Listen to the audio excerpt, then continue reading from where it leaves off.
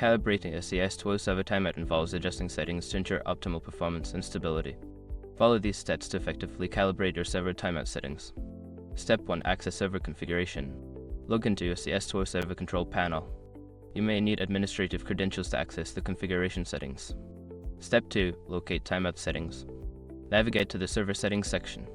Look for the timeout settings, which may be labeled as server timeout or connection timeout. Step 3. Adjust timeout values. Modify the timeout values based on your server's requirements. A common setting is to increase the timeout to avoid disconnections during high traffic. Step 4. Save changes. After adjusting the timeout settings, ensure you save the changes. Look for a Save or Apply button to confirm your adjustment. Step 5. Restart the server. To apply the new settings, restart your CS2 server. This will ensure that the changes take effect and help maintain optimal server performance. By following these steps, you can effectively calibrate your CS2 server timeout settings for better stability and performance.